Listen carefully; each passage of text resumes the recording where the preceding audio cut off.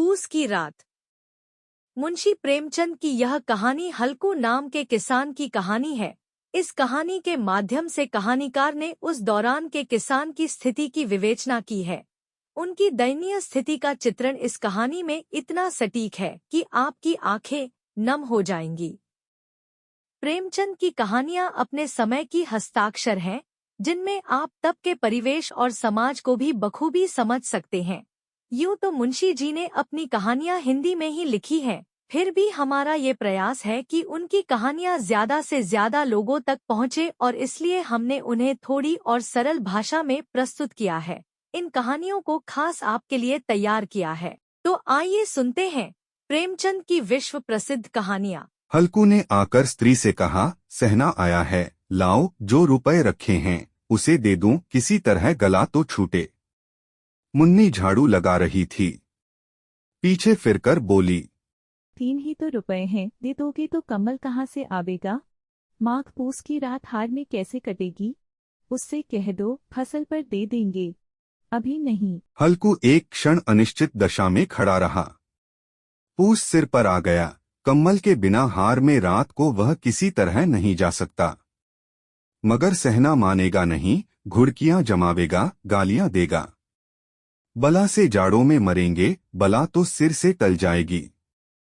यह सोचता हुआ वह अपना भारी भरकम डील लिए हुए, जो उसके नाम को झूठ सिद्ध करता था, स्त्री के समीप आ गया और खुशामद करके बोला, ला दे, गला तो छूटे। कम्मल के लिए कोई दूसरा उपाय सोचूंगा। मुन्नी उसके पास से दूर हट गई और आंखें तरेरती हुई बोली, कर चुके दूसरा उपाय? जरा सुनो तो कौन सा उपाय करोगे? कोई खैरात दे देगा कम्मल? न जाने कितनी बाकी है, जो किसी तरह चुकने ही नहीं आती। मैं कहती हूँ, तुम क्यों नहीं खेती छोड़ देते? मरमर काम करो, उपज हो तो बाकी दे दो, चलो छुट्टी हुई। बाकी चुकाने के लिए ही तो हमारा जन्म हुआ है। पेट के लिए मजूरी करो, ऐसी खेती से बाज आए। मैं रुपए न दूंगी, न दूंगी। हल्कू उदास होकर बोला, तो क्या गाली खाऊं? मुन्नी ने तड़प कर कहा, गाली क्यों देगा, क्या उसका राज है? मगर यह कहने के साथ ही उसकी तनी हुई भौहें ढीली पड़ गईं। हल्कू के उस वाक्य में जो कठोर सत्य था, वह मानो एक भीषण जंतु की भांति उसे घूर रहा था। उसने जाकर आले पर से रुपए निकाले और लाकर हल्कू के हाथ पर रख दिए। फिर बोली, तुम छोड़ दो अब की से खेती। मजूरी में सुख से एक रोटी तो खाने को मिलेगी, किसी की धौंस तो न रहेगी। अच्छी खेती है, मजूरी करके लाओ, वह भी उसी में झोंक दो, उस पर धौंस। हल्कू ने रुपए लिए और इस तरह बाहर चला मानो अपना हृदय निकालकर देने जा रहा हो। उसने मजूरी से एक एक पैसा काटक पटकर 3 रुपए कम्मल के लिए जमा किए थे। वह आज निकले जा रहे थे। एक एक पग के साथ उसका मस्तक अपनी दीनता के भार से दबा जा रहा था। पूस की अंधेरी रात, आकाश पर तारे भी ठिठुरते हुए मालूम होते थे। हल्कू अपने खेत के किनारे ऊख के पतों की एक छतरी के नीचे बांस के खटोले पर अपनी पुरानी गाढ़े की चादर ओढ़े पड़ा कांप रहा था। खाट के नीचे उसका संगी कुत्ता जबरा पेट में मुंह डाले सर्दी से कूंकू कर रहा था। 2 में से एक को भी नींद न आती थी। हल्कू ने घुटनियों को गर्दन में चिपकाते हुए कहा, क्यों जबरा, जाड़ा लगता है? कहता तो था, घर में पुआल पर लेट रह, तो यहाँ क्या लेने आए थे? अब खाओ ठंड, मैं क्या करूं? जानते थे मैं यहाँ हलवा पूरी खाने आ रहा हूँ। दौड़े दौड़े आगे आगे चले आए। अब रो नानी के नाम को डोट जबरा ने पड़े पड़े दुम हिलाई और अपनी कूंकू को दीर्घ बनाता हुआ एक बार जम्हाई लेकर चुप हो गया। उसकी श्वान बुद्धि ने शायद ताड़ लिया, स्वामी को मेरी कूंकू से नींद नहीं आ रही है। हल्कू ने हाथ निकालकर जबरा की ठंडी पीठ सहलाते हुए कहा, कल से मत आना मेरे साथ, नहीं तो ठंडे हो जाओगे। यह रांड पछुआ न जाने कहां से बर्फ लिए आ रही है। उठूं फिर एक चिलम भरूं, किसी तरह रात तो कटे। 8 चिलम तो पी चुका। यह खेती का मजा है। और एक एक भगवान ऐसे पड़े हैं जिनके पास जाड़ा जाए तो गर्मी से घबराकर भागे। मोटे मोटे गद्दे, लिहाफ, कम्बल। मजाल है जाड़े का गुजर हो जाए। तकदीर की खूबी।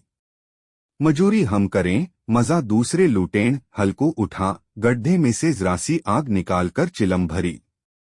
जबरा भी उठ बैठा।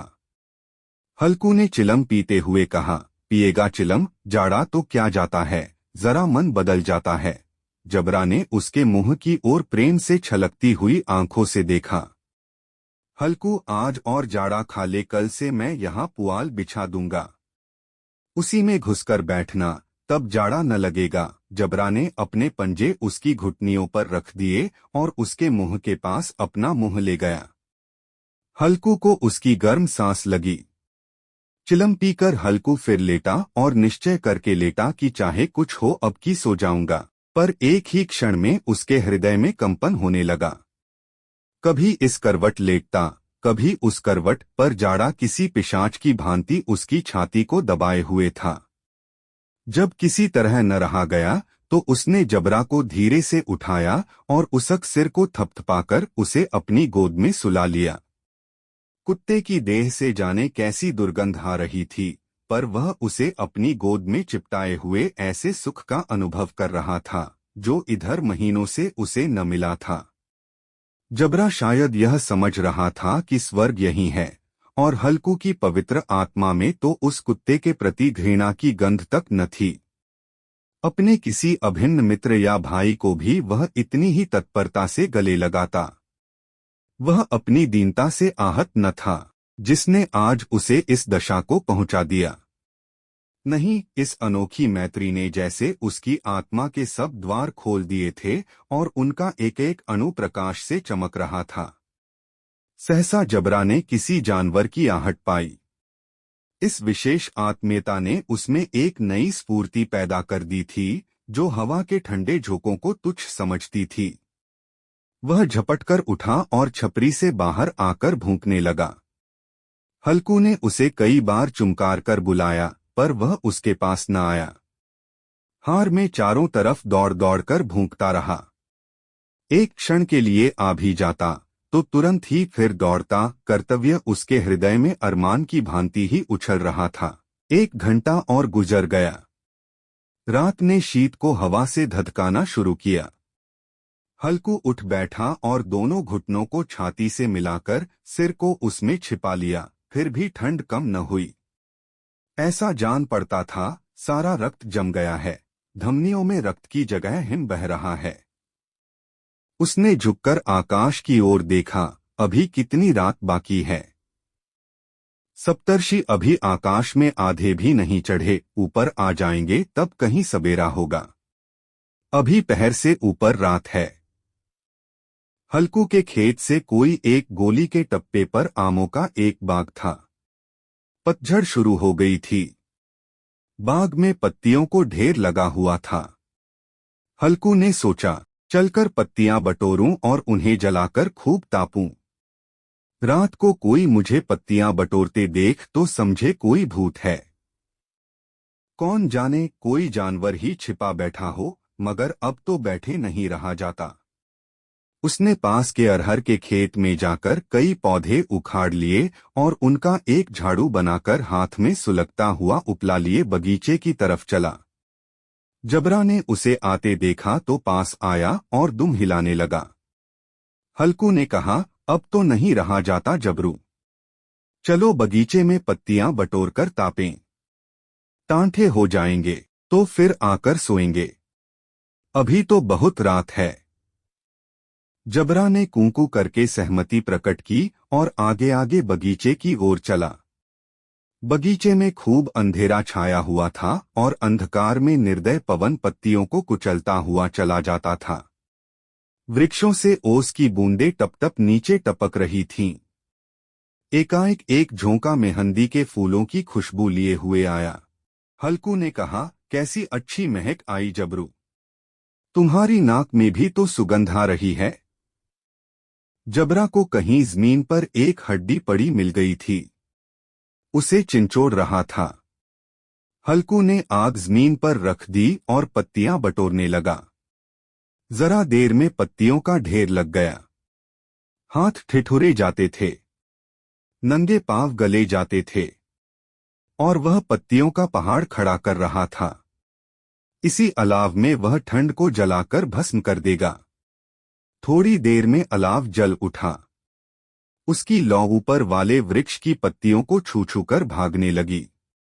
उस अस्थिर प्रकाश में बगीचे के विशाल वृक्ष ऐसे मालूम होते थे मानो उस अथाह अंधकार को अपने सिरों पर संभाले हुए हों। अंधकार के उस अनंत सागर में यह प्रकाश एक नौका के समान हिलता मचलता हुआ जान पड़ता था। हल्कू अलाव के सामने बैठा आग ताप रहा था। एक क्षण में उसने दोहर उताकर बगल में दबा ली, दोनों पांव फैला दिए मानो ठंड को ललकार रहा हो, तेरे जी में जो आए सो कर। ठंड की असीम शक्ति पर विजय पाकर वह विजयगर्व को हृदय में छिपा न सकता था।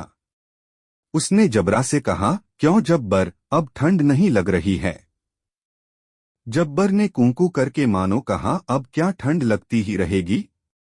पहले से यह उपाय न सूझा, नहीं इतनी ठंड क्यों खाते? जब्बर ने पूंछ हिलाई। अच्छा आओ इस अलाव को कूदकर पार करें, देखें कौन निकल जाता है। अगर जल गए बच्चा तो मैं दवा न करूंगा। जब्बर ने उस अग्निराशि की ओर कातर नेत्रों से देखा। मुन्नी से कल न कह देना, नहीं तो लड़ाई करेगी। यह कहता हुआ वह उछला और उस अलाव के ऊपर से साफ निकल गया। पैरों में जरा लपट लगी पर वह कोई बात न थी। जबरा आग के गिर्द घूमकर उसके पास आ खड़ा हुआ। हल्कू ने कहा, चलो चलो इसकी सही नहीं, ऊपर से कूदकर आओ। वह फिर कूदा और अलाव के इस पार आ गया। पत्तियां जल चुकी थीं। बगीचे में फिर अंधेरा छा गया था। राख के नीचे कुछ कुछ आग बाकी थी, जो हवा का झोंका आ जाने पर जरा जाग उठती थी, पर एक क्षण में फिर आंखें बंद कर लेती थी। हल्कू ने फिर चादर ओढ़ ली और गर्म राख के पास बैठा हुआ एक गीत गुनगुनाने लगा। उसके बदन में गर्मी आ गई थी, पर ज्यों-ज्यों शीत बढ़ती जाती थी उसे आलस्य दबाए लेता था। जबरा जोर से भूंककर खेत की ओर भागा। हल्कू को ऐसा मालूम हुआ कि जानवरों का एक झुंड खेत में आया है। शायद नीलगायों का झुंड था। उनके कूदने दौड़ने की आवाजें साफ कान में आ रही थीं। फिर ऐसा मालूम हुआ कि खेत में चर रही हैं। उनके चबाने की आवाज चरचर सुनाई देने लगी। उसने दिल में कहा, नहीं, जबरा के होते कोई जानवर खेत में नहीं आ सकता। नोच ही डाले, मुझे भ्रम हो रहा है। कहा, अब तो कुछ नहीं सुनाई देता। मुझे भी कैसा धोखा हुआ। उसने जोर से आवाज लगाई, जबरा जबरा। जबरा भूंकता रहा, उसके पास न आया। फिर खेत के चरे जाने की आहट मिली। अब वह अपने को धोखा न दे सका। उसे अपनी जगह से हिलना जहर लग रहा था। कैसा दंदाया हुआ था। इस जाड़ेपाले में खेत में जाना, जानवरों के पीछे दौड़ना असह्य जान पड़ा। वह अपनी जगह से न हिला। उसने जोर से आवाज लगाई, लिहो लिहो लिहो। जबरा फिर भूंक उठा। जानवर खेत चर रहे थे। फसल तैयार है। कैसी अच्छी खेती थी, पर ये दुष्ट जानवर उसका सर्वनाश किए डालते हैं। हल्कू पक्का इरादा करके उठा और 2-3 कदम चला, पर एकाएक हवा का ऐसा ठंडा चुभने वाला बिच्छू के डंक का सा झोंका लगा कि वह फिर बुझते हुए अलाव के पास आ बैठा और राख को कुरेदकर अपनी ठंडी देह को गरमाने लगा। जबरा अपना गला फाड़ डालता था, नीलगायें खेत का सफाया किए डालती थीं और हल्कू गर्म राख के पास शांत बैठा हुआ था। अकर्मण्यता ने रस्सियों की भांति उसे चारों तरफ से जकड़ रखा था। उसी राख के पास गर्म जमीन पर वह चादर ओढ़ कर सो गया। सवेरे जब उसकी नींद खुली तब चारों तरफ धूप फैल गई थी और मुन्नी कह रही थी, क्या आज सोते ही रहोगे? तुम यहाँ आकर रम गए और उधर सारा खेत चौपट हो गया। हल्कू ने उठकर कहा, क्या तू खेत से होकर आ रही है? मुन्नी बोली, हाँ, सारे खेत का सत्यानाश हो गया। भला ऐसा भी कोई सोता है? तुम्हारे यहाँ मड़िया डालने से क्या हुआ? हल्कू ने बहाना किया, मैं मरते मरते बचा, तुझे अपने खेत की पड़ी है। पेट में ऐसा दर्द हुआ कि मैं ही जानता हूं। दोनों फिर खेत के डांड पर आए। देखा, सारा खेत रौंदा पड़ा हुआ है और जबरा मड़ैया के नीचे चित लेटा है, मानो प्राण ही न हो। दोनों खेत की दशा देख रहे थे। मुन्नी के मुख पर उदासी छाई थी, पर हल्कू प्रसन्न था। मुन्नी ने चिंतित होकर कहा, अब मजूरी करके मालगुजारी भरनी पड़ेगी। हल्कू ने प्रसन्न मुख से कहा, रात को ठंड में यहाँ सोना तो न पड़ेगा।